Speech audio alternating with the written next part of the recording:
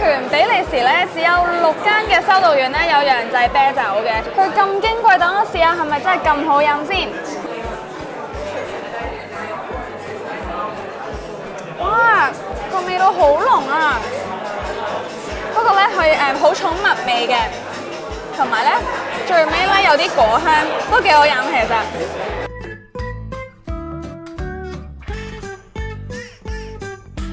比利時算得係啤酒嘅代名詞，全國足足有600間啤酒廠，釀製咗超過1600款啤酒，就連知名國際嘅修道院啤酒發源地都嚟自比利時。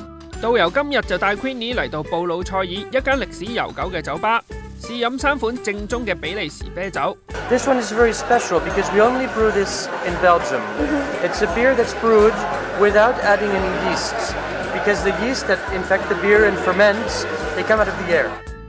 咁佢嘅味道咧係非常之酸嘅，啱啱已經試過啦。This is an Abbey beer. It's one of the few Trappist beers that we have in Belgium, so you'll find it's a very round flavor. The yeast is a secret that the monks have kept for centuries, and they still preserve. And this one here, finally, is a beer we call Kriek. Kriek means cherry. When you combine this beer with the cherries and you do what we call a maceration, so you leave it there for many months, then the beer turns red and it becomes sweet. 有傳中世紀嘅歐洲人將酒當水咁飲。Many years ago, centuries ago, water wasn't good for the health. It was very dangerous because it wasn't sanitized, wasn't purified, there were diseases in it. The water from the rivers and the canals was dirty.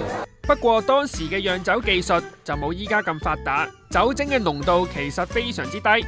直到而家，比利時人每日平均都飲2至3杯啤酒。Generally, the cheapest beer that we drink every day is the Pilsner beer. And that one you can buy in a glass, and it's going to be usually about the same price as a glass of water at a bar. When you really don't know what to drink, you're going to have a beer.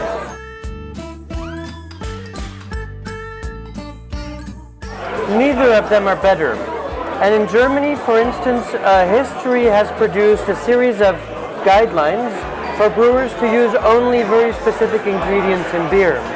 The monasteries in Belgium have never been attached or guided by those rules, and so quite often in Belgium you'll find that beers can be spiced with a little bit of coriander, a little bit of licorice, or sometimes certain fruits, and this is going to give a much larger variety of flavors.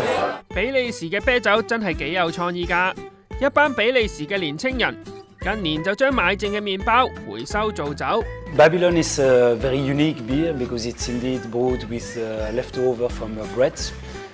The biggest food waste in Belgium is bread. Every month we use around 1 ton of leftovers from bread.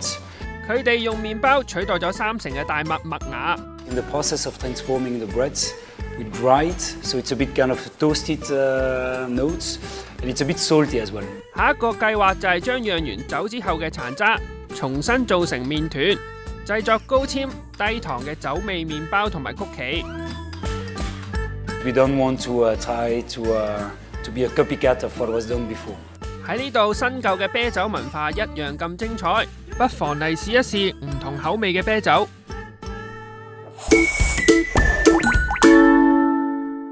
影相快這勝，蘋果攞到全港唯一世界盃官方攝影證，唔夠快點交差？